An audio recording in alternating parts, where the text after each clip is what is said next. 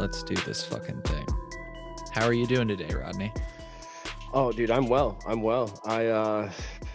Busy season, come winter, you just kind of hunker down. You get ready for winter, especially being in Michigan. You know what it is to being in the Midwest, and Yeah. just continue doing what you're doing, but you're adding this thing called snow. It's fun. Yeah. Yeah. It's snowing in Chillinois today. So you're a chef, right? So that's what you mean Hmm? by the busy season. Yeah, I mean, except for it's more videography that I do as of late. I've stepped away from the kitchen the last few years. Still Okay. very much in my own home kitchen. Still very much kind of, I don't want to say consulting because I don't get paid for it, but I'm still very active in the community. It's not something that you ever truly get rid of. This is the truth. But I feel that, my time in, I guess, commercial kitchens is done. Yeah. I I don't know, man. It's just like it's not the same beast that it was. And I believe that if I went back on that ship, I probably wouldn't make it back to land. Yeah. Well, hey, let's before we peel the page back, I want you to go ahead and introduce yourself for folks that are tuning in and may not be aware of who you are. Who is Yeah, sure. Rodney from Yeah. Deliciously And while My you explain, I'm gonna put hmm? my Rodney costume on. Well, we got a costume. All right, here it is. Here it is. There it is. Yes, Fuck yes. yeah. Listen, I don't care what they say. Mimicry is a form of flattery, man. I'm with it. Yes, I dude. appreciate you. My name is Chef Rodney Leinhart. I've been behind the stove, as it were, for going on 28, 29 years now. Started really young, in 2020, when the pandemic hit, I stepped away and created this thing called DeliciouslyDopeTV. It has since evolved into this just wild and crazy time. Some of my wildest dreams have come true, and some of my biggest nightmares, and so I'm terrified every day. Is this going to be the last day of Deliciously Dope? But I started doing that, and it's just been wildly successful. I mean, it's insane. I'm always busy. It sucks. But Oh no, I yeah. mean that's pretty much it. Yeah. To sum it up, really. You've had some big names on, like one that I can just think of off the top of my head is the dude off of Trailer Park Boys. But you've had, plenty of Yeah. others. I'm just curious who I haven't looked back. Like, how did you start? Who were your original guests, and has your show like kind of morphed over time? Oh, how could it not morph over time? You don't want to drive something right into the heart of stagnancy. Uh, what was it? Charles Bukowski said, "Find what you love and let it kill you." Luckily for me, I guess I have 9 lives like a cat. The kitchen damn near killed me, or depending on how you look at it, killed me time and time again. The point is, you move on to something else that you're in love with, and I'm still in that puppy dog love phase. With film and everything that I'm doing. I have been burnt. She's not responded to a couple texts. You know how it is. But the truth is like once you start filming shit and people are like, "Oh, I never thought of that," or like, "Hey, why did you film that in Dutch?" or "Hey, what is Dutch?" You become like enamored with that, I guess, just intrinsic value that you're able to, elate in emotions, for people to portray. I mean, they say that words are, forever. That's the truth. So are movies. There's a lot of movie references and things that we could use, and that's kind of like led me to the point. I've always been a cinephile, man. I was an odd duck growing up, so I didn't really do, a lot of traveling. I would sit back and watch old movies. I was obsessed with the terrible. Okay, they're supposed to be terrible, but at the time they were great. Godzilla movies, where it's a dude in the suit. You know what I mean? And you're like, that's like the 93rd time he's done that. Like, you just look at that, and you see the value there, and it's not until you realize that those people then were doing what you're doing now, and this is what I mean, and this will kind of bring it home. Those people weren't trendsetters back then. They weren't, doing the exact same thing, because before them there wasn't a Godzilla. You know what I mean? They created this Godzilla based off of something that they were told or whatever have you. You know, I just had this conversation last night with Sean Rossler of Trailer Park Boys, or not Trailer Park Boys, but Course Grand Private Cast. And then I want to finish answering your question about Trailer Park Boys. Sorry, ADD, man, weed. We were talking with Sean Rossler last night, and he was, we made the mention of it, and I said, or he said, with this new interview with the vampire, it's a series now. Okay, cool. I guess I'm not mad at that. But it's the exact same thing as Interview with the Vampire, the movie and the book, of course. Give us something different, and that's my point. Once you give somebody something different, you become that Godzilla movie. That's what I'm saying. And by paying homage to that, I'm creating something that really doesn't exist. There's things out there similar, yeah, and hello neighbor, and but at the same time, my niche doesn't really exist. Trailer Park Boys, yeah, Jacob Ralph, man, that's my dude right there. He really makes me want to go to Nova Scotia, like really, just because of him. The only reason. How could you not like Jacob? You know what I mean? Bam. Bam. I think I had you on there, man. Don't forget, you're among those ranks, man. You're up there now. Like, look what you did. You're proud of that shit too. I say it like it's a huge thing. I don't even know if anybody watches my show. It's not about the views for me. It's about fucking doing it and having fun. That is the truth. And trying to help education, and you know what I mean. I'm just trying to be a good dude and do some good. That's the truth of it, and if I get to make some cool friends and talk to some people from Trailer Park Boys along the way, then so be it. We do call each other a lot more than we probably should, you know what I'm saying? I say that jokingly, but no, we do call and have video sessions all the time, you know what I mean? And talk about different strains. I've given them a few grow tips, not saying I'm a master, but I'm like, hey, I've had success with this, and pass it along.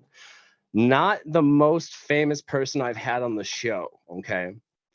So, the most famous person I've had on my show, that is a good question, but I know he's not the most famous. Cult classics, that doesn't count. I would have to say I had Jimmy Kang from Straight Up Entertainment on my show. People may not know the name. Allow me to explain because it'll make sense. Straight Up Entertainment is the management company of Wu-Tang Clan. Yeah, Jimmy Kang is the vice president of Straight Up Entertainment of Wu-Tang Clan. I first met Jimmy inside of Wu-Tang Studios, all red and black and decked out. Exactly. I was like, wait, whoa, whoa, whoa, whoa, whoa. Where are you? And then he told me, I froze the whole show. I was like, this is so cool. And I Inspected Deck was black and it was in my head. And then Kappa just recorded Black is Beautiful. Kappadama just recorded Black is Beautiful. And so I'm listening to that, and so much going on. So that had to be one of the starting moments like ever in my podcast, because that wasn't, when I met him, wasn't even my show. All right. When I met him, I was on a show out of Boston called In the Weeds Podcast with Joe Smith and a couple other people. I forget the name. Sorry, but I was part of their panel. And then it just wasn't for me, and, kind of separated ways, and I just started doing my own thing. Jimmy Kang was one of those people, was like, absolutely. And then I went on his show. It's like Can I Talk 101 or something like that with Lauren Prey. Really, really dope sesh, talked about cannabis and things of that nature. And then it just spun out of control, man. A bunch of people from Boston are hitting me up to the point to where I might have to go and try and see if my red beard actually does fit in. You know what I'm saying? Like, I definitely got to go for that. But no, man, Jimmy Kang, definitely one of the most popular, only because, I mean, who doesn't know Wu-Tang Clan? Right. But I had no clue. I was like, oh yeah, cool, Jimmy Kang. They're like Straight Up Entertainment. They didn't say anything else. I was like, cool, yeah. And then boom, he dropped. I was like, you just smashed all my motherfucking toes at the same time, like dropping names that heavy, and it's like, damn. And then I got to have a conversation with Big Nate All-Star and Cappadonna, and then Kappa's like, yo, no, this studio we just recorded Black is Beautiful, my man, you guys go check it out.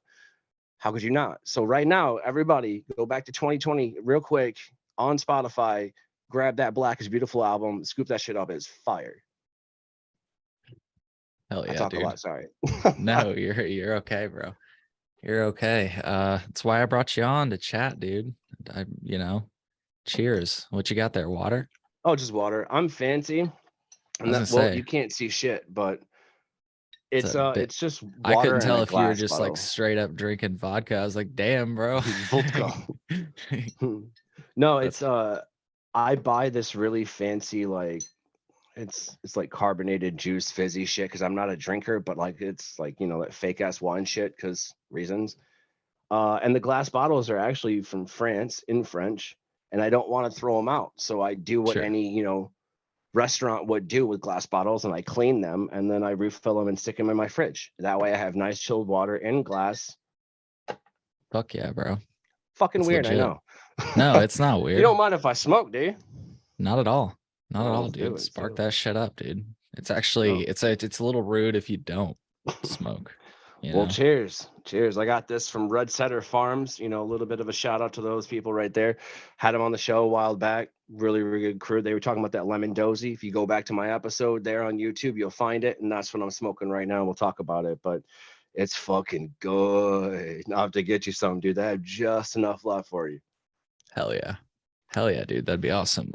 Well, hey, while we're sparking up, I want to get your gears turning because another reason I brought you on the show, just besides to just chat, and I've got things to thank you for later. Don't let me forget Absolutely. to do that. But I wanted to ask you, we talk about a lot of different things on my show. And in the past, we have talked about Michigan, and it's not been a huge focus though, specifically like Michigan's cannabis market. It's not been a huge focus of my show though. Okay. And so I guess I'm just wanting to learn more from somebody who's from Michigan. I guess one thing that I specifically would love to learn about that I think you might know about is the MCMA or something like that. I know those Um, people all too well. but can you give me like maybe let's like give a little bit of a trajectory up to that and then maybe talk about where we are today or something like that? Are you able to do that? Oh, absolutely. I can give you a general understanding of how Michigan came to be Cannabis West. Yeah, absolutely. Cool. So let's go back to 2007, 2008. Medical marijuana is introduced to Michigan. Michigan goes, hey, we like that. So the program starts, okay? The caregiver program. I'm going to use generalized terms here. So if there's any comments, questions, just reach out to me. I'm more than happy to pass along, but we're gonna do a broad stroke, okay? Because I do talk too much. So the caregiver program is born. Now, fast forward to 2018, so 10 years later, and you have the adult use is pretty much being introduced as well, okay? And then you got adult use. It was like 2018, 2019, 2020, around there. Like it takes a minute for it to get started in your actual society as well. I mean, just because it's legal doesn't mean it's you're gonna look out and see everybody smoking. That happens within a couple of days. But yeah, people got to get used to the stigma, which is still alive and around. But so that happens. Well, the issue with that is nobody in the state of Michigan touched the caregiver program until recreational came around. Okay. Now I find that suspect as shit, but that's just me, and I'm a smart ass anyway. So we're just gonna side turn, back burner for that for now. Now it's interesting because in order for recreational to have had passed, they had to use the examples and information because none existed of the caregiver system. And we gave it up willingly because they told us, yada, yada, yada. Oh, we were sold a fucking bone we didn't want. You know what I'm saying? That's the point. And now those same people that did that to us are attacking the caregivers' rights. Now, those same people just happen to be this little group, not little at all, called the Michigan Cannabis Manufacturers Association, commonly known as the MCMA. And I'd like to go on record right now, if you don't mind, and let them know, fuck the MCMA. Yes. I don't even really, I'm trying to figure out what they stand for, but I'll go ahead and go with that too. Fuck the MCMA. It's the truth. They tell the public, hey, we're patients over profits, when in reality it's a sleight of hand trick, as we all know. Okay, because here's the thing: if you were doing well, okay, as a cannabis dispensary or something like that, then people growing at home aren't your issue. Okay, people growing at home can't afford to purchase your products anyway. You know what I'm saying? because you tried to drop them in a recession. Nothing makes sense. And so now we have not only caregivers' rights being attacked, but patients' rights, and then alongside that, I mean, this is a whole different conversation that we should not, talk about, being honest with you, but it's the abortion thing right alongside that. And then you've got all this other shit in Michigan. It's like, holy shit, I'm glad the right people did the right things about it. And that's all I'll politically say. I don't align with politics much. I don't really give a shit. But the point is, because we're fucked either way. You really honestly think my one vote matters when there's $185 million pushing that way? I don't think so. I don't think so. You go say no to that money. All right, then. I wouldn't. That's my point. Anyways, I put somebody through college. All right, then. But the fact is like, in 2018, that's in 2019, 2020, and even more so now, to tell you the truth, we're kind of seeing where it's going to go trajectory wise. There still are people involved in cannabis that absolutely shouldn't be, MCMA. But, at the same time, you know, they are telling the public and trying to make it very well known that caregivers products are failing testing. Well, here's the thing. A lot of caregivers that I know do get their own COA, which is a certificate of analysis, which is what you get when you test. Just not trying to like mansplain that, but that's how that happens. Now, a lot of dudes and dudettes, if you will, growers, will get that as a badge of honor. Bro, it's why it's why you do it. It's a trophy, man. Wouldn't you? That's like Yeah. taking a picture after a dish that you cook. That's So you're the like truth. report card or Exactly, whatever. exactly. And it's just like, oh, how good I do. Oh, bet. And then when people get a hold of those COAs, they take it way out of context. Unless, of course, you're Veritas Labs in Lansing and completely fail a shit ton of product. Yeah, their own corporate fucking testing facility that they owned and were proud of is the only one that's ever failed testing and still let product go out into the. They didn't do their job. You see what I'm saying? So we're finding out that the more and more that the state tries to get involved with cannabis, in Michigan, the more that honestly they're fucking it up. Now the big thing is all of these MSOs, multiple state operators, for people that don't know, are coming into Michigan, fucking up everything here economically and going, oh, this sucks, and then dipping out. That's not cool because you're ruining a local economy here. You know what I'm saying? Okay, go to any port anywhere in the world. On the face, they're like, we love tourism. It's how we get paid. When you follow those people home, they're like, fuck tourist. I hate it. I don't care what country you're from. You're assholes, blah, blah, blah. And that's kind of, the same resentment here. But the truth is, the best Michigan weed is grown in Michigan. I'm just going to say that. Okay, I'm kidding. I've had some great weed in a lot of places. Michigan has very good weed. I will say that. And I don't just say that because I'm here, Their product tastes like fucking boof, man. I'm sorry. I've tried it. I've done a side-by-side comparison. The same day I knew because Weed Maps is all you really need in Michigan. It's pretty dope. Check it out. Not a shout out. I think it's cool. Weed Maps is pretty awesome. It's very helpful for me instead of navigating websites. You still have to, but it doesn't seem so bad, especially when you're high already. Anyway, I found the same strain, which was animal cookies, available at a dispensary that it's not going to be named, and it wasn't named. It was black labeled and stuff like that, obviously. And from a caregiver, I obtained both and side by side, roll it up and just told people what I thought. I just remember the caregiver weed tasted really metallic. And here's the thing. They're doing what's called remediation to this weed. They're basically x-raying. Did you mean to say So, the dispensary weed tasted yes, metallic? You said the yes. cultivator weed did. My bad. Switch that. My bad. I was But no, listening to you. yeah, thank you. I appreciate you. A little high. But anyways, the caregiver weed was where it was at, on terpene profiles on point, Yeah. Feeling wise, it was on point. Hell, just feeling it in your hands, man. You know what I mean? You know what good weed feels like. Don't be an idiot, and like it just felt like everything that I wanted was there. Like I felt happier in that freebasing carrying up to actually smoking, if you will, whereas with the caregiver product, dude, like you could see in the video, I literally just crumbled it to dust. Stems were even crumbling. When the stem crumbles like that, I mean, you got a problem. The Yeah. packaging data, we don't even talk about that. You know what I mean? So it's like you've got all these corporate entities pushing products like that, and then they're like telling you that they like their customers. That's not how that works. Well, and it's just funny because, like, you know, Illinois technically has stricter testing standards than both Michigan adult use and medical. And so if they Mhm. want to say that products found on the shelves are definitely safe, it's like safe compared to what? And I don't know, like I like testing and everything, but like you say, as far as I'm concerned, you know, a good legacy grower will provide a COA. Mhm. Mhm. You know, like that's what's really funny about you know, when you look at legacy compared to legal, it's amazing how legacy actually does better at like everything Mhm. compared to legal. So I'm talking packaging, um, do fucking delivery. Every Mhm. state in the United States, legacy Customer delivers. service. Yeah, customer service, absolutely. You can just text them, you know. You Yeah. can definitely smell the product beforehand, which is something you can't do in Illinois.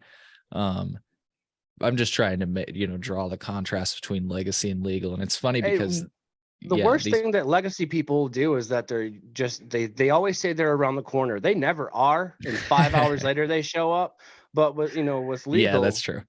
there's one on every corner, so it's Yeah, I agree. But what sorry. I guess I was no, that was a perfect, that was literally perfect. So I appreciate you interjecting with that.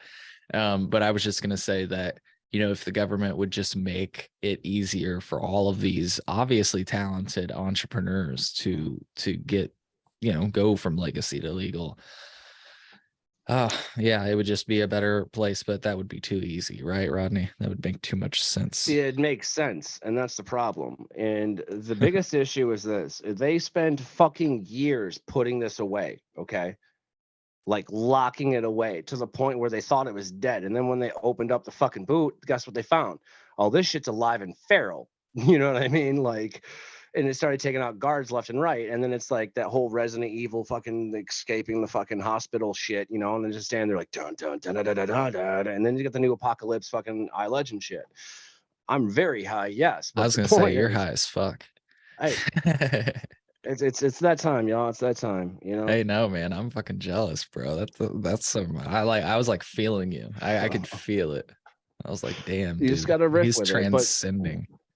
hey, I was born to be an entertainer of some sort, and that's my mother's quote, and I never really understood it. It makes a lot of sense now, and I can't call her up and be like, "You were right," and that it just doesn't, it's not possible. And What do you think made her say that? Were you just always like a class clown type of dude, like making sure everybody, you know, is smiling, or what do you think made her say that?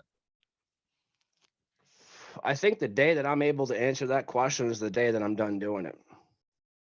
Fair enough. I mean, I'm not trying to like swerve it. I think that, I don't. My mom was a Were you simple always person. outgoing or like what?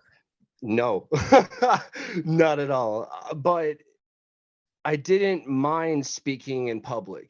I didn't mind, I would rather suffer the loss of while trying than not even trying at all, and that's the Mm. truth of it. I was, you know, I guess stubborn, and this type of hubris growing up, and nothing really bothered me, but at the same time, everything bothered me. I just had certain ways of looking at things. And it's interesting because I always strive to laugh, man. Laughter cures a lot of things. It really does. Um, Laughter saved me a few nights. You know what I'm saying? Instead of wanting to just get drunk and, fucking drive my car careening down a street into a tree and just be done with it. I mean, the thought crossed my mind a few times, don't get me wrong, but there was just that level of my life. I think somewhere screaming in the background, fade to black here, a little bit of narration, my mom telling me you're supposed to do this, it totally made sense. And then it got worse because I had friends who were like, no, dude, like that, yeah, no, and shit like that. I've never really felt like I feel like I'm being like guided somewhere, if that makes any goddamn sense, which is fine. You know what I mean? And I'm dope with that. But like, I feel like I let everybody down because I'm not, an entertainer or whatever yet. You know what I'm saying? But that's just imposter syndrome, which is a whole nother fucking mess of I was gonna say, societal but you bullshit. are though. You are an entertainer. You've got, I mean, just by sheer matter of fact. You've got a YouTube channel, people tune in, people do watch. I know that. You asked that earlier. You said, I don't even know if people watch. People do watch. I watch, Oh you yeah, know. yeah. I've got at I'm least not one saying I fan. I watch appreciate you. ever. No, no, but anyways, yeah, I mean, yeah. So I'm just curious, do you have any moments that you feel are worth sharing that you've kind of alluded to it a few times Mhm. now, where like maybe in the past you've dealt with some dark times or whatever else. And so I guess the question I'm asking, I know I'm going out on a limb by asking it, but do you No, have you're good. anything that you think is worth sharing for folks that maybe are currently going through a dark time? Do you have any, what, laughing, you mentioned laughing worked for I you. Do you have do. any? I do have one good story. Now, if you don't mind, I don't if mind you're at all. gonna, Take the wheel, bro. Take the wheel. That's why I invited you on. Take the wheel, bro. I think now that I think about it, here's what I'm gonna do. I'm gonna recant my statement, and I'm gonna not answer the question, but I'm gonna tell you what I think might be one of the answers. I think that my mom says that because my family is full of storytellers. And this is the truth. Whether it's food, whether it's, we're trying to explain directions, even whether it's meeting someone new, we're just charismatic. My other brothers, not really so much. So maybe, the odd duck, right? I don't know, but it also sounds like that whole like, hey kid, you can do it, like kind of gumption type of talk. And I'm just not really vibing that either. Like I don't know what I want, but at the same time, I know that those kind of don't really they it's like, backhanded compliments. Thanks. So it is what it is. But I feel that like storytelling is what I want to do. It's what I'm good at. And so I do have one real good story. It's for my religious people out there. Okay. And not to kind of spin this in a different direction, but it's a very good story, and I learned something from it. Have you ever seen the devil? Do you believe in the devil? Do you believe that there is a heaven and a hell? Not to get all religious with you, but is it possible to conceive that there could be a heaven or it could be a hell? You asking me? Yeah, honest question, honest question. I'm worried that I'll spin us off on a trail if I answer that question the way I honestly feel. I'm right there with you. Right there Okay, with you. That's so we're on the same page. Okay, cool. cool. I don't find myself a Christian. I'm spiritual. I am religious in my own sense. I don't really practice it, but it is part of my blood. I'm Norse. That's what we do. I don't really do shit anymore, right? Anyway, so when I was young, I grew up in West Tennessee. You know, I grew into my ears, if you could imagine. That's why I have such big headphones because my ears are enormous. Can't hear shit. Might fly away. We don't know. 50-50 shot. I grew up into my ears. I was probably 7, 8 years old, maybe 9, somewhere around there. My mom, we just had the restaurant for about a year or so, just getting into the rigmarole. I would spend late nights at the restaurant. You get the idea. Okay. My dad also moonlit as a maintenance technician. So he would go to work in the afternoon, come back, open the, on the way home, open the restaurant. You get the idea, rinse and repeat. So my dad takes off to go to work with his motorcycle out of nowhere. Now, mind you, West Tennessee is Tornado Alley for a reason. One night, he rides the motorcycle to work. I guess he didn't check the weather. I'm not sure. We don't know. Um, who knows with my father? It just started pissing on us and hailing and just storming. You couldn't see 10 feet out the door. I lived in the country. You could see the country. Lived right on the hill, a little like crescent view of just cornfields and just fields. And trust me, I used to play in them as a kid. Massive backyard. You couldn't see anything. My dog, the dog that we kept outside, Keisha, little pit bull mix. Oh, sorry, American bulldog. Sorry for my Canadian friends. They're like, what the fuck's pit bull? It's an American bulldog. It's the same shit. I don't know why. Sorry, but my dad had brought her in for some reason, so I'm guessing maybe he did think it was going to storm and it should be clear up in the morning. I don't know. Again, not my father. So we're all inside and it's just pissing down on, thunder, lightning, cracking. And it's, dude, it tense is I remember feeling like paranoid, like on edge. And then like, as the camera, pans in 2, 3, 5 to 1, zooms in cinematically, picture opens up with emotion, the phone rings as it would do in the first act. My mom answers it and it's my brother. Now, how does that happen? Is this a future, back for forward times Quentin Tarantino Star Wars shit? No, it's not. I have an older brother. I'll explain. My mom was married 3 times, John, Bob, John. The last John is my dad. The first John is my brother's dad. Moving on. That makes my mom like, she was like 15 or 16 years older than my dad. So it totally works out. My brother, yeah, anyway, so he calls just screaming, the devil's in the house. He's trying to kill us. And I hear this and I'm not sure what's going on because at that point in time, I'm 7, 8, 9 years, I didn't believe in the devil. I'm sorry. There were so many things in the world, Lion King included, and trying to, if I got good grades and graduated to the next, I got to, $20 and that was like, good job. And then I got to work in the restaurant. I loved that shit. You know what I'm saying? I didn't have time to worry about heaven and hell. You know what I'm saying? I had Power Rangers to make sure I watched, recorded wise. And because I'm already, so many other things to worry about already. Taxes right around the corner. Didn't really care about devil. My mom just goes sheer white. That I remember. I remember looking at the phone and seeing the bright green, like luminescence from the corded phone. It was dark green, bright green, the illumination shit. Answers it. And just, she goes pale white. Now, white people, I don't know if you know this or not, but there's a certain shade of white where you just glow in the dark. That's the truth. Okay.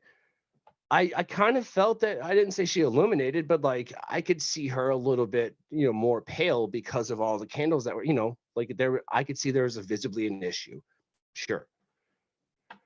So then she goes, okay, and then the line goes dead. Like, for those of you who don't know, that's a dial tone, dude. You can actually use that to tune guitars. Moving on. Yeah, it's possible. I think it's an A. I don't know. Ask a guitarist, but you can use that to tune guitars. I've seen people do it. It's fucking weird. I don't know why I know that. I mean, I used to play music, but that's an interesting little tidbit. So my mom hangs up the phone, obviously, and then calls my dad on his pager. Right? That's dating me. Okay. And she hangs the phone. She's like, "Hey, everything's gonna be okay." She's calming us down. I'm like, "The fuck are you calming me down for? Like, what's going on? Like, I'm 7 years old, 8 years old. Like, it's just a rainy day. My brother's drooling everywhere, scratching his ass. Like, he's 5, 6, he doesn't give a shit. The dogs are like worried, in the bedroom and shit, and I'm like, I mean, is someone in the house? Like, I'll go beat him. I was like, I didn't give a shit, right? And so then my dad calls back and he's, there's a pay phone. He didn't use the work phone or whatever because he worked third shift. So the offices were locked and they didn't have, another phone except for like in the manager's office or something. But so he's using the pay phone and I could hear the rain on the phone, and he's like, all right, I'll go over there and find out. Hang on. Okay. Yeah. And then a very hurried conversation. So the pace was set. Okay. Well, my dad told my mom he was just going to go over there. Okay. But for some reason, where he worked, it would have been 15 minutes for him to go there by himself on his motorcycle. No big deal. Okay. Especially when it's pissing cats and dogs out, He decided to drive 30 minutes back home to get us, I guess. That part, again, doesn't make any sense to me.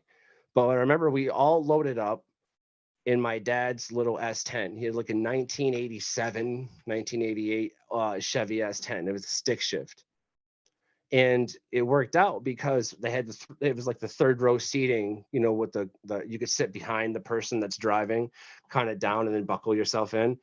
Yeah, I don't know if we buckled ourselves in, but we were in that thing. My brother sawing logs, my little brother was sawing logs, and we just start careening down these country roads, sidewinding and just, moving in every turn and like trying to make sure you're not hurled from the car, spinning wildly, frantically. And lights everywhere, sounds, sweats, emotions, everything was running rampant, thoughts darting back and forth, illuminated by my mom frantically chain smoking cigarettes in the front seat. And then we find ourselves, barreling into the base of the driveway at my brother's house, and I could see lights flickering on inside. It was like a storm was also inside of his house, and as soon as we pulled up, my dad kicked open the door and he would turn to say something to my mom, which was completely muted out when I caught the glimmer of, the glisten of the rain mixed with sweat on the back of my dad's neck and watched every hair stand up straight. And it happened to me too, as it's happening now. That house did not feel right, and my dad just started he just jumped out and he slammed the door. My mom is screaming his name. He's army. That's what they do. You know what I mean? Then I commend him for that. After a few minutes of my mom frantically screaming out and not hearing any kind of return, because you couldn't see the front of the house except for the lights every now and then would flicker through the rain. It was that much rain and lightning. It seemed every time I would do lighting, the house would shift and move. But that's just light, playing tricks with the perception of reality. I then, for some reason, get up the notion to climb out of the truck, and I'm instantly, the rain almost knocked me down to the ground right next to the fucking truck. All right, I make it to the front door. My dad is about the size of Jesse Ventura. People Google that. He was an old wrestler, big dude. All right, big dude. And he's laying his entire body weight into this door, which opens, forward. He's also not a dumb dude, so he would know that. He's trying frantically to get this door open. So then he jumps down as he was 2 or 3 minutes watching me, what can I do? I'm a little kid, man. You know what I'm saying? He starts climbing this window. I shit you not. I was like, I got this, and just open the door, and the bitch opens. Yeah, freaky. So he goes, okay. And then he kind of like pushes me aside, but like he pushed me out of the way, then grabbed my shirt and pulled me through the door. I know it was my dad because he like stopped me, you know what I'm saying? And he's trying to take it, like do his little like room clear army thing. I'm not sure what he was doing. I didn't really give a shit. All I paid attention was my brother was throwing stuff at something in the kitchen, and Michelle and the kids, two nephews and a niece, were in the bedroom to the left, directly left when you walk in. Okay. And that door slams and she starts screaming. Okay. Like just bloody fucking murder. Like it's hurting my ears now.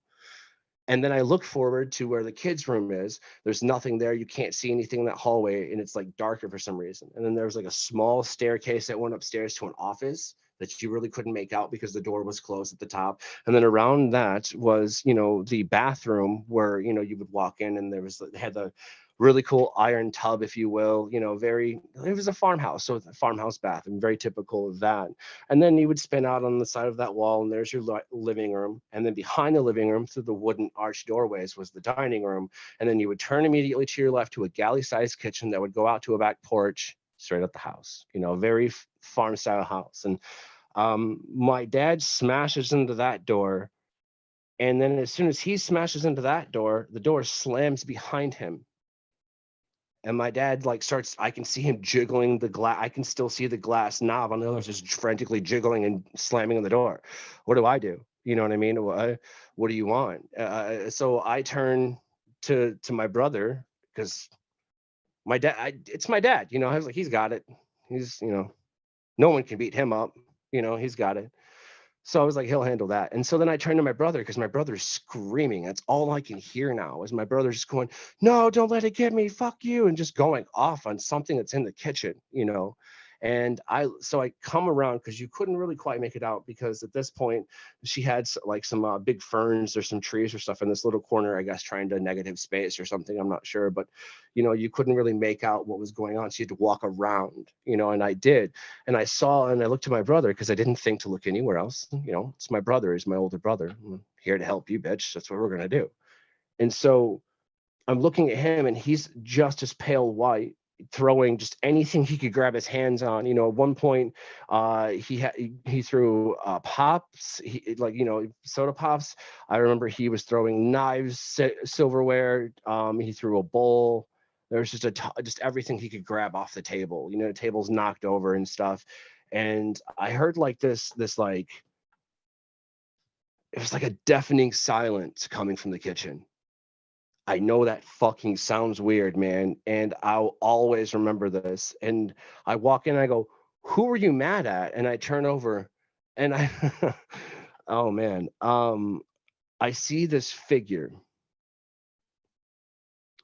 but more importantly, this figure sees me, and we have this is real, okay? And so I go, "Who are you?" I don't remember stepping, and it's a pretty decent dining room. I don't remember. I very well could have walked up. I just don't remember that. Okay. But it did feel like I floated up to this thing. I got very strong vibes, like very surly vibes from it, but I can't, I didn't see any features, you know? And so I just kept thinking in my head, who are you? What are you like? What's going I'm so much confusion. And this person in a very deep and guttural voice, and that's what I remember was deep and guttural, says, "Not you, not right now." And then turns, lights a cigarette, exhales, and as it exhales it dissipates off into smoke into the back, and it was like all the lights in the house came on and everything, gravity just kicked back in. The door opens up in the front, my mom barrels in the front with my little brother screaming and everything like that, and then it stopped raining. I don't know what that means, but here's what I got from that. It doesn't really matter what you believe in. It doesn't. It's how you react to a situation. You understand what I'm saying? Like, if I was younger and I tried to attack whatever entity or spirit that was, I probably could have ended up like the Paranormal Activity movies. You don't know, but I didn't because I'm great. But anyways, I'm kidding. But no, the point is like, you know, I had a hard time looking at religion when that happened to me, you know, and that's real. A lot of people would argue that it could be manifestations of this and that. I don't give a shit, you know, because honestly, I've used that to do good in life. So is that such a bad thing? I didn't think so. You know what I mean? I had a terrible fucking childhood. I won't lie to you, you know, but I think that from that terrible childhood and the shit that I endured, I'm going to be the one changing force that changes, you know, the record. That's the point. You know, if the circle can only continue until you step out. That's it. That's it. You know, who am I to say that, you know, people have to live their life a certain way or think a certain way or do a certain thing? Yo, I don't want to be responsible for that. No, I want to be responsible for you having a good time. I mean, I've always been in the pleasure business. You know, we've heard that quote before and we know who said it, but it is the truth. The only issue is, Who said that? Who said I and only want to be in the pleasure business? Anthony Bourdain said, I'm in the pleasure business." It's something along those lines, very loosely quoted there, but he is known for saying that he's been in the pleasure business. My point, I'm seeking approval from those fucking assholes, from the people who would, you know, want to, you know, cancel whatever culture or whatever it is. You know what I'm saying? I'm seeking the approval of those people. You know, I was the kid growing up that then, you know, the nerdy kids were like, "No, man, you're not nerdy enough to hang out with us." And like, they're rather mean, to tell you the truth. Like, getting insulted by a jock is one thing. It's just kind of a no and a shrug off and like, "Oh, you dweeb," and you know, and that's the end of it. Getting rejected by a nerd, though, they describe it like it's worse. Like, they break it down for you formulaically, and then in, you know, if that's a word, shit, I'm using it, but I remember like some of my biggest bullies actually being nerds, truthfully. Like, I do remember that. Call it trauma, whatever, but at least I didn't go like, you know, punching kids and beating kids up and like, you know, down a certain path with my life. Sure. Destructive, but only inward, really. But I feel like, I don't know. Did you just I say didn't. the N word? I'm No, just I said joking. no, I know. I know. no. I know. I had to get onto somebody. I had to get onto somebody the other day for dropping that around me. I was like, "Could you not?" And it was in the gas station. You So they're said like, N yo, word, not the N word. Yeah, I know. oh yeah, but like, I'm just no, high being stupid.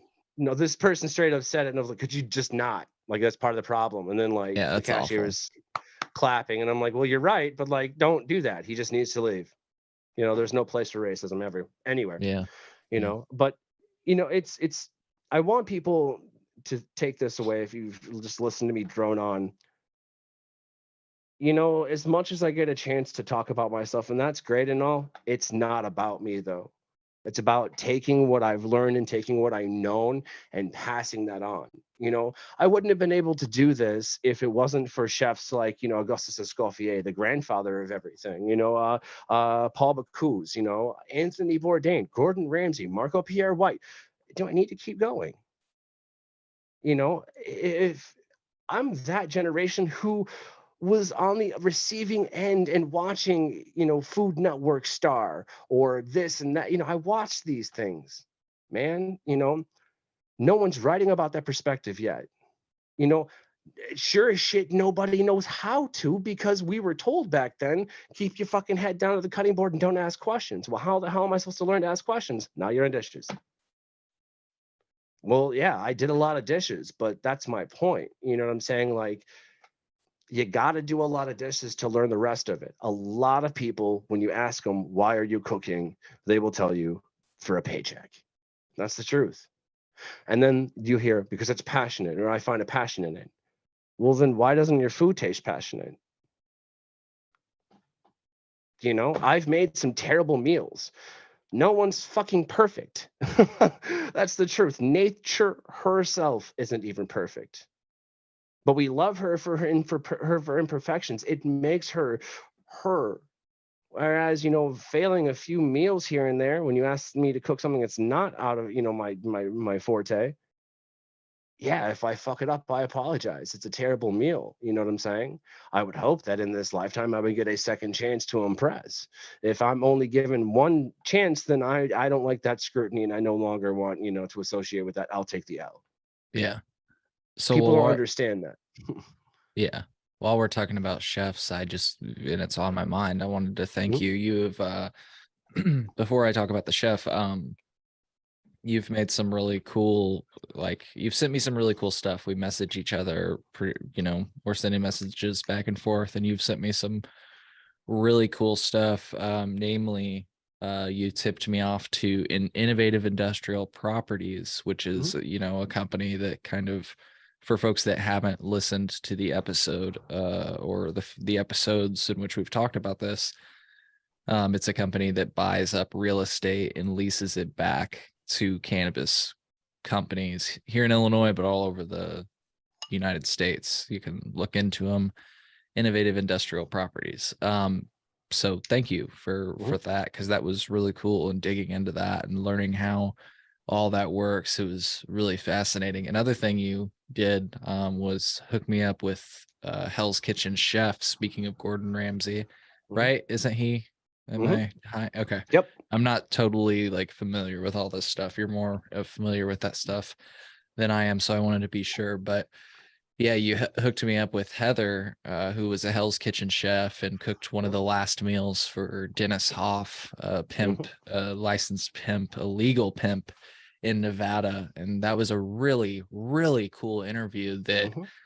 I wouldn't have even imagined, having met you and talked cannabis, that you would have been able to facilitate that for me. So I wanted to like thank you, because that was like super cool for me. And like I told you in messages, like I've been researching this for like the better part of this whole year, like almost Mhm. half a year now.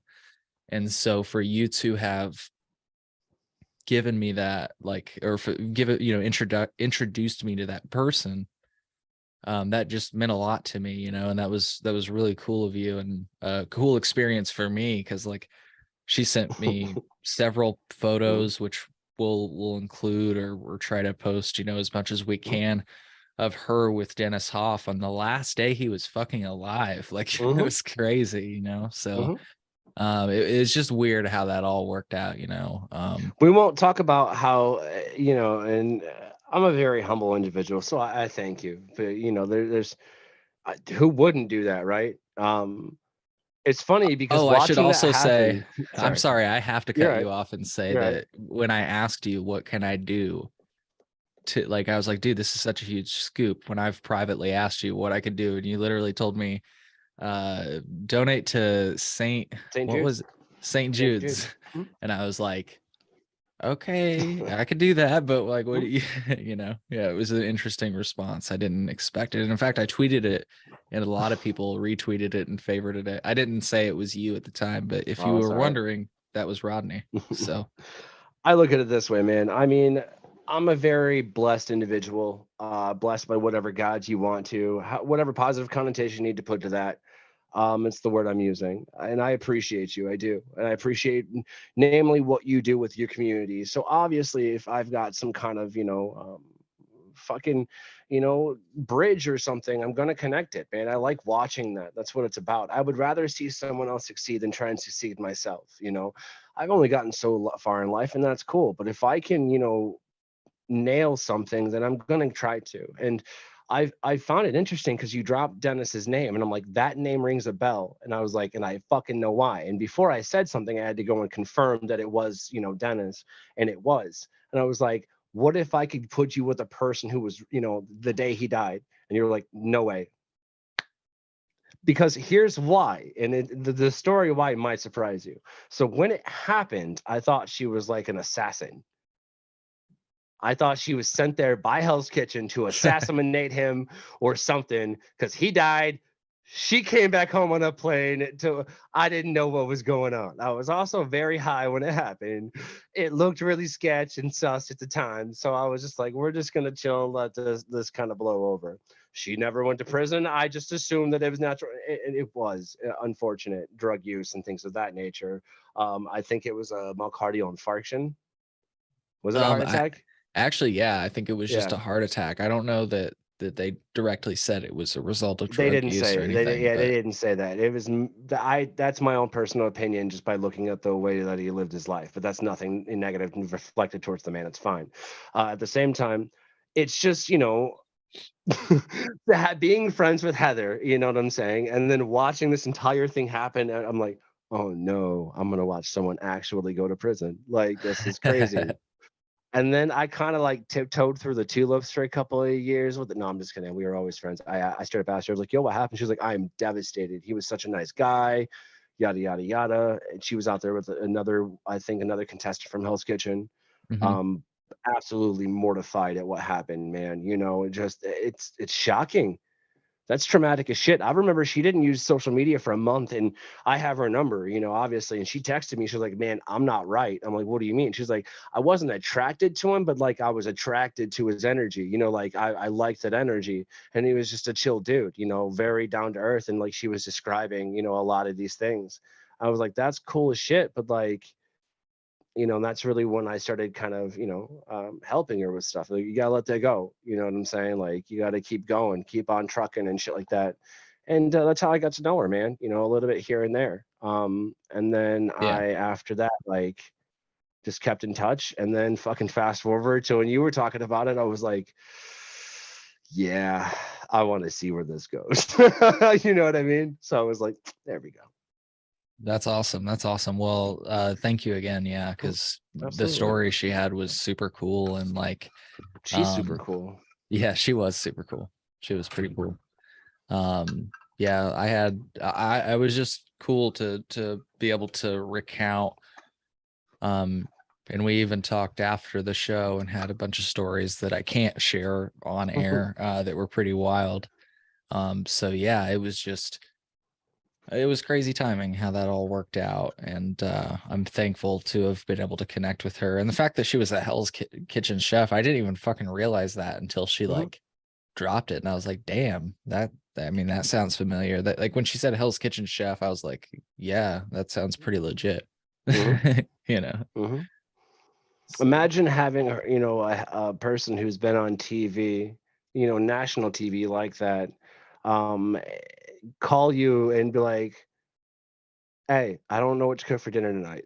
The fuck do you mean? Of all the people you could call, like, what do you want? And so then when I was like, you know what, fuck you, fried bologna. She's like, you know what, that actually sounds really, and she ate it, I think, but you know, it's cool, man. That's cool as shit. And that's all 100% her fault.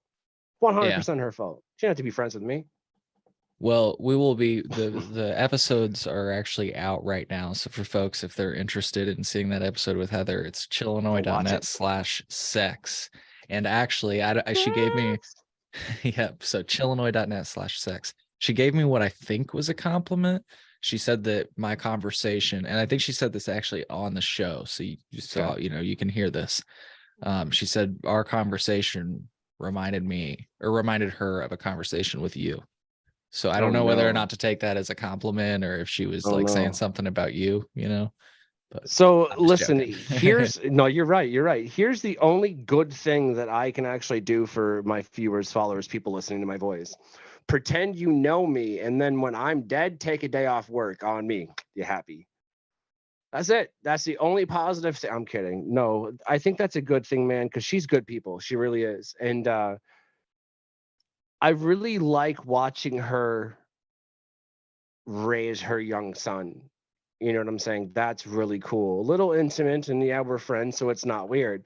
I like watching that, man. I like watching, how she makes these steps, bro. I'm much more interested in that than I am fucking Game of Thrones. Game of Thrones isn't bad. Who gives a shit? It's just Shrek. It's the story of Shrek. Think about it. I love Shrek. I love Shrek too. Why don't I This like is Game of my Thrones? swamp. That's what they said in the Game of the Thrones and stuff. And then there was dragons and shit. And then the one fucking dragon ate the other. Come on, man. My point. Heather's amazing. So if she said that to you, she's probably trying to compliment you as well as paying homage to me. She is that kind of person. I love her to death. I do. I really, really do. I mean, like, I think that like I'm just enamored by it. I get to take that. I created that. That's kind of fucking cool, man. I'm happy about it. But like at the same time, I mean, I'll gush about it later. You know what Yeah. I'm saying? Like that's cool, but I don't want to get caught up in that moment, man. I want to keep, creating my own Godzilla movie. I want to keep, just doing what I'm doing. And Deliciously Dope is that. Look, it's already connecting shit, and that's the whole entire fucking point. These connect these things that you never thought were possible at all, ever. I never thought that I would sit down with, Cole from Chillinois podcast. I never thought that I would sit down with the Pop Brothers of Law. I never thought that I would be sitting down with half of the people that I'm sitting down with, but it's happening. We're filming some new stuff coming up. That's pretty dope. I started doing my own videography for shit and editing. I'm getting pretty decent at it. It's pretty cool. I'm happy. I don't just say that lightly. There are some things that I am devastated about in my life. I won't lie to you. And we have those things, those bugaboos, if you will, those things that we just back burner shit, right? We know it's there. It's an annoyance. We'll get to it. We just need to keep moving, right? But we soldier on, and that's the truth of it. And if you don't put a happy connotation to your life and find the small little things that resemble even the tiniest essence of a smile and laugh at situations, I mean, what are you doing? If I can't pull comedy from things and laugh at them instead of getting angry at them, what do you expect of me? You want me to get mad at them again? I mean, what do you want me to do? So it's like telling somebody, hey, you need to change, man. I mean, yeah, you're not wrong, but like, could you be a little bit more specific? Like, should I change my clothes? Should I change, what do you want me to do to fit your image? And then when you say that to that person, they're like, oh, well, and then that's what I thought. And then, just pay your taxes, move on. I don't know. I'm just another dude that's gonna bitch about it. That's the truth of it. I mean, we need more opinionated people, but we need more nihilistic opinionated people because too many people are involved in, whether it's a religious thing or politics or they're, want to just validate their own existence to invalidate these people's existences. Holy shit, can we stop fighting and just start smoking weed and eating food? That's really kind of where I'm at with it. Like, can we just, there's no point in, why are we still having wars in 2022? Why?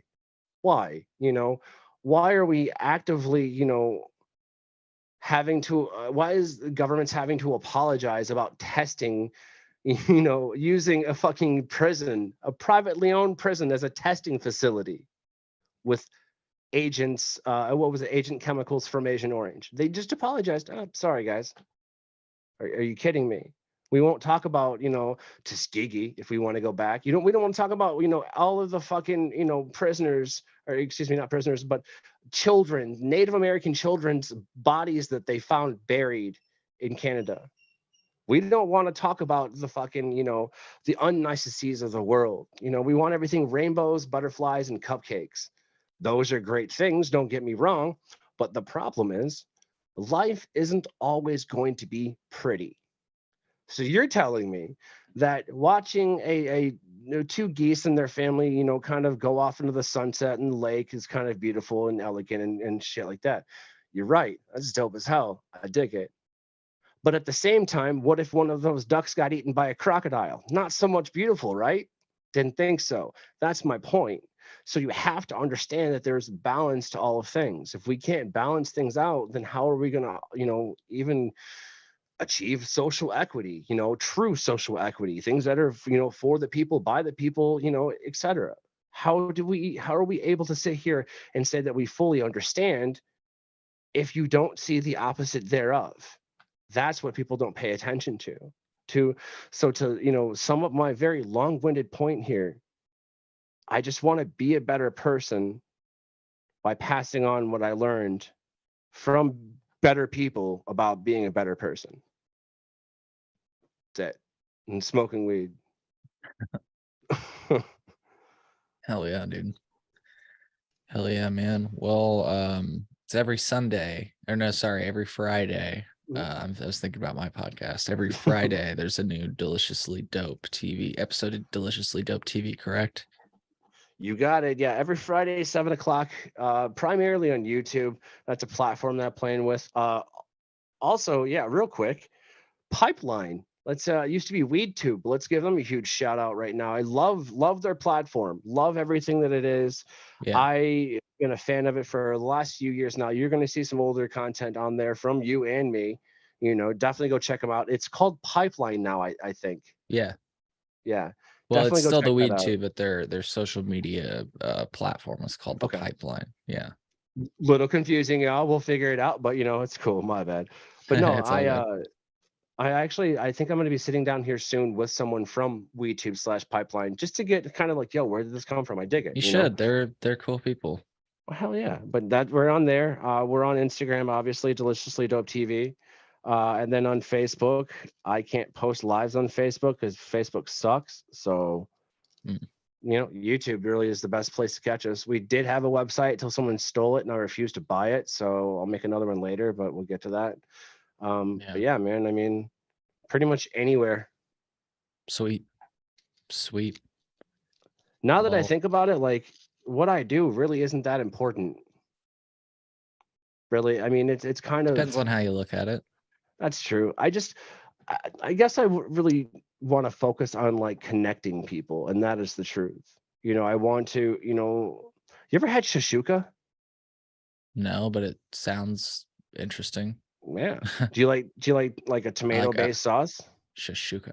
Yeah, dude. Fuck yeah. Yeah. So shashuka is a tomato-based breakfast with eggs in it. Okay. Not scrambled, but like boiled, hard-boiled, fried. It's interesting. Okay.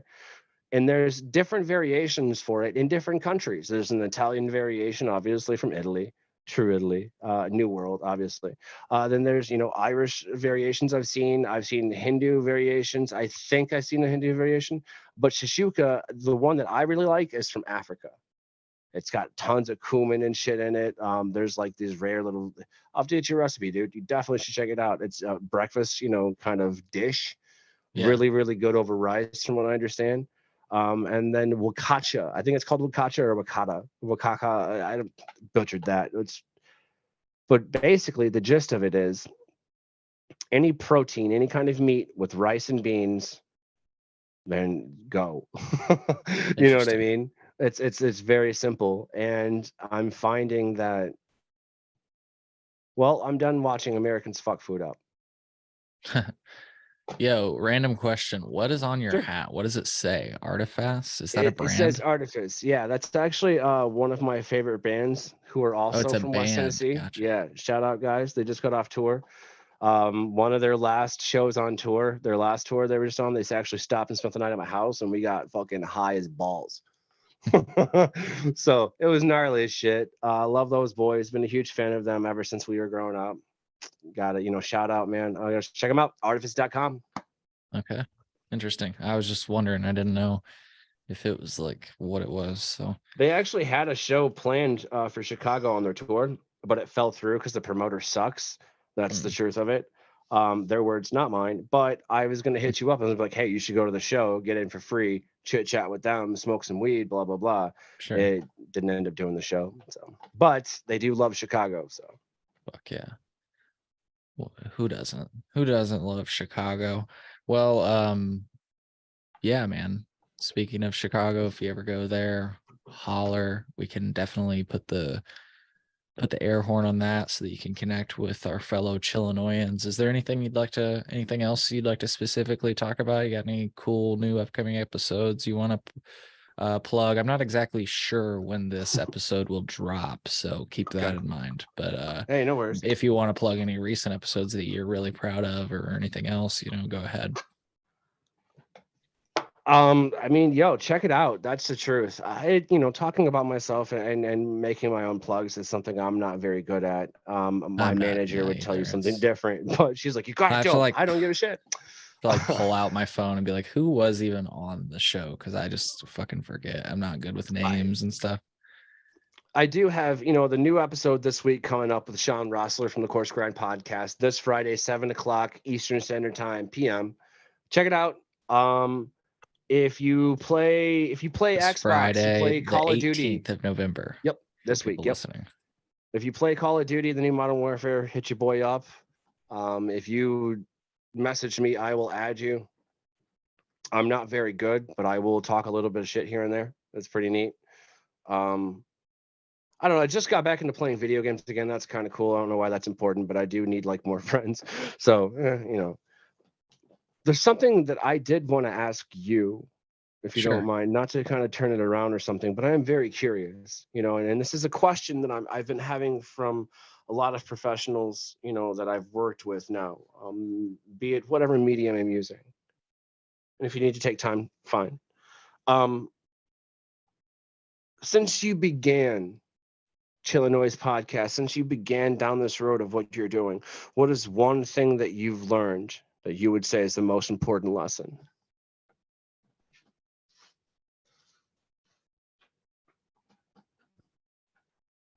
I mean, recently I just learned, and I feel like I just overthink things. So the first draft of anything is going to suck, and you can accept that. So put it out there, not only for yourself to be able to look at. And look, I'm not saying you have to put out your first fucking draft. Publish your first draft, watch it a few times, see if it looks good, see if you're delivering your message. If you're not sharp, don't put out something that you're not necessarily proud of. Like, definitely put out something that you feel proud of, but don't overthink it. And I know it's a fine line of like, how do I do that? And that's what I've recently learned. And it's hard to put into words exactly how people can know what that line is. But I guess the most important thing I can say is come up with what you can. How about that? Come up with what you can, put that out there. And through time and public scrutiny, you might, and I'm just saying, if you're putting your shit out there, you need to, and I need to get better about this too. Taking feedback. Everybody needs to get better about taking feedback. People also need to get better about giving feedback. Frankly, on the internet, and we all know this, it's a tale as old as time with the internet. People with anonymous accounts say things that just aren't even helpful, let's say. And that's what you have to figure out. Is this person saying something to be helpful, or are they trying to destroy you? And if they're trying to destroy you or whatever, get in your head, don't listen to them. And it's a lot easier said than done. But if you have to try to find the value in whatever they're saying, because people will give you feedback. And like I say, just to finish my thought, after having reflected on something you've put out, and hopefully when you have received some constructive feedback, then you can always improve that. Like, so for example, I've really been overthinking this finale episode for my episode on legal sex. I'm going to try to And here's the thing I realized the other day. I was smoking weed the other day, and I was like, why am I calling it the finale? It's not like it's the last time I'm ever going to talk about this shit. Yeah, but you're looking for And that then good it, cum shot credits. That's exactly what's happening. well, yeah, that's not how I would have described it. But yeah, I'm trying to put a Nope. bow on all these conversations because the way I opened the series, which, you know, for folks that haven't seen it, chillinois.net/sex, it's exclusively on Patreon right now. I open the series and basically say, hey, here's what this is. Here's how it started. I have opinions about it, but I'm not going to share mine yet. I want you to hear all of this from the perspective of actual sex workers and Mhm. people that worked in and around the industry. So managers, the cook, you know, that was kind of ancillary to the sex industry. I mean, she saw the inside of the brothels, so I wanted to hear what she saw and what she thought. And at the end, and you can kind of gather if you listen to it based off of the questions I ask, maybe what I feel about it. But at the end, I kind of want to wrap it all in a bow, show people different interviews that were impactful to me, that stuck out to me, different, you know, little things that are like, whoa, check this out. And just kind of want to put it all in a bow because a lot of people have been asking me, frankly, why the hell are you talking about this? And I get it because it's like people think that it's like Chill Illinois, it's just a fucking weed podcast, dude. And it's I mean, my description has been relatively consistent. You could probably look at it on the Wayback Machine if you really wanted to. But I've always said that this podcast, at least as much as I can remember, I remember definitely starting it as a cannabis podcast, but always in the back of my mind, it was really about civil liberties, which is why I've had different people talk about different things, including like Nurse Kebra from, I think, I can't remember which state, but she talked about the fact that not only does she certify medical cannabis patients, but she also helps people in areas where cops aren't, you know, responsive. That she helps those people get their concealed carry license so that they're not going to get in trouble for having a firearm on them to defend themselves. I think that's an interesting topic to talk about. So that's another example of civil liberties. Sex, legal sex specifically in Nevada, which is what we talked about. There's many forms of legal sex, but we specifically talked about Nevada. That's a civil liberty. I actually didn't focus a lot on the sex work itself, which is something that I think, because of the way I'm promoting it right now, a lot of people are misunderstanding. I'm kind of promoting it like, oh, we're talking to prostitutes, but it's really like, we're really talking about the working conditions. Like, what is it like? Is it bad? Is it, because I have a feeling it's not great. And yeah, you can see for yourself if you watch the interviews. So anyways, just to wrap everything up, I don't even know why I went on. Yeah, I was overthinking what I'm calling the finale. And frankly, I've just decided, you know what? I'm going to put together as much as I can, as good as I can, just like the advice I was telling you. Put it together as good as I can, as much as I can. Get it and watch it. I'm going to watch it before I put it out and make sure I feel comfortable. Not, you know, I don't say anything stupid or, you know, verbal slips or whatever. And put it out, and over time I can revisit it. I can literally call it Legal Sex Revisited, you know, like, and build upon all the thoughts and maybe even have new interviews. So I don't know, I was trying too hard to make it like a series. And what I realized is like, you know, podcasts really aren't that way, and it's really just more important to just get that information out there and people can put it together themselves, you know. Snake eyes, snake bite. What do you call it when the smoke gets in your eyes? It's snake bite, right? I call it a fucking travesty.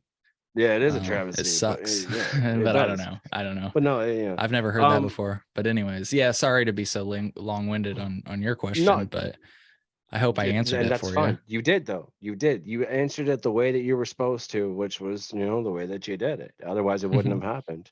You know, I look at the, you know, seriousness of sex work. It's one of the oldest workforces. You know what I'm saying? It really is. You know, ever since another person was like, "Hey, I will have sex with you for money." I mean, there's more than just that, but you know, that's the idea. That Yeah, concept goes all the way back to cowboys, man. That's it really way does. back And that day. I mean, that question though is, I think the real question, and this is what I'm trying to pose: is it the world's oldest profession, or is it the world's oldest exploitation? There are two sides to this, you know, and I don't necessarily know how I feel about it. I lean towards decriminalizing all sex work, legalization. Yes, if there are worker protections. That's the thing. There are no worker protections. In fact, some of these sex workers at some brothels have to work 3-week shifts, 24 hours a day. They have to go to sleep in their clothes, and like they like sleep like so they don't mess up their makeup and shit. And when the bell rings, any time of day, any time of night, they have to get up, get in line, and people like but some of the sex workers I spoke to work at better brothels, you know, that do have things that are like they are treated well. But the point is, there is that spectrum, and it's crazy that there are no worker protections. Like, there's nobody they can call and be like, yo, it's fucked up here. Can you like, you know, like they can't file like a OSHA thing really, or like, you know, I guess the food kitchen could get shut down because they do have like kitchens at most of these places. I guess that could happen, but it's not like anything that I've been led to believe could happen that would like lead them to being shut down for Well, something like even at that, you know, if their kitchen is shut down, it's a tax write-off for them, and the employee gets fucked over. They get yeah. fired, let go, etc. You know, so it's interesting because it's funny. You should point out, you know, the discrepancies inside of the sex worker industry. It's the exact same in the restaurant industry. There's really And in nothing to protect cannabis. you, and in cannabis, as we're finding out, sadly. So You when know, people and ask me why I'm talking about this, I'm hoping it mhm. starts to make sense. Oh yeah, I just it it's very relevant, and here's why I think so. Yeah, you made it started with cannabis, and so then we anything cannabis related automatic, and then you start talking to more and more people and realize that, you know, it's one viewpoint of this massive world that we live in. You know what I'm saying? It's one perspective, or one illustration thereof. However you want to look at it, whatever you gotta, you know, do to sleep at night, fine, so be it. I'm not gonna take it away. But the fact is, this should exist everywhere. Who are we to say that it doesn't? And to disregard that, I think is kind of dumb. Yeah. And we're finding out just by Googling some of your friends' names. I'm not saying I say that in jest, but there's this thing called OnlyFans now. You know what I'm saying? And so much so that teachers that have OnlyFans in order to make more money in everything, whatever reasons, are losing their teaching jobs because of it. I don't think that's right either. You know what I'm saying? Yeah. What that does say is that teachers should be paid more money first and foremost. So let's just say that. Oh So yeah. I think Yeah. that there's lessons, any perspective, you know, things that we could look at and take away as lessons, and then take those lessons and apply it to your own. You know, whatever you take away from it, that's yours to keep. Yeah. Exactly. Exactly. And I'm just trying to put, you know, I'm sharing these perspectives, not an endorsement, not a you know, a diss necessarily. I mean, like I said, my penultimate episode, and again, it's not going to be that anymore. Like I said, I plan to continue to talk about it like I am now. It's not Mhm. like I'm like holding it off. But you know, I want to try to put my thoughts out there so that people may like know where I stand, which again, right, I'm just saying right now, I'm kind of like I am kind of leaning towards decriminalization and legalization, just like I do with Yeah. most other subjects. You know, having said that, it's like, you know, it's not a monolith, so it definitely needs there's a lot of improvements. But like we've said, we've circled this at this point. The same can be said for the cannabis industry, the food Mhm. industry, you know, teaching, you name it. So yeah, but it was super fascinating. And like I said, you definitely contributed to something that is a I'm glad I project of could, mine man. that I'm proud of, and thankful for that. So anyways, man, I think I'm super duper baked, and I need to go and make some food and I'm about right chillax. there with you, man. I think I'm gonna. I don't know, man. I think ramen. Tell you the truth. Yeah. I don't know what Yeah. I have no idea what I'm gonna do, but Stupid maybe simple. I got some some chicken. I don't chicken know. stock in the fridge, man. I'm gonna do some ramen. There you go. There you Hell yeah, go. man. Hell yeah. Well, I appreciate you having me on, dude. I mean, I always try and catch the Chili Noise podcast, y'all. If you're not at chillynoise.net, you ain't doing it right. That's the truth. You know, I do listen in. I really do. I hope that your logistics can tell you that. Otherwise, I'll screenshot it next time I do it. But it's in my playlist, here in my YouTube shit. You know what I'm saying? So I go back and okay, I'll be honest. I may not have clicked the notification button. We'll make sure we get that taken care of right now. But the fact is, it is up there, man. So I really appreciate what you do. Thank you. Thank you. That means a lot. And for folks that are wanting to connect with Rodney, it's Deliciously Dope TV. Check it Mhm. out. It's a great show. Like you mentioned, I'm on it, but there are a lot of other big names on it. So definitely give it a listen. Watch it on YouTube every Friday. You said 7 p.m., right? Eastern Standard Time. Yep, yep. All right. So, folks, check it out. And I hope you enjoyed this episode of the Chill Illinois podcast. Take care, everybody. Peace.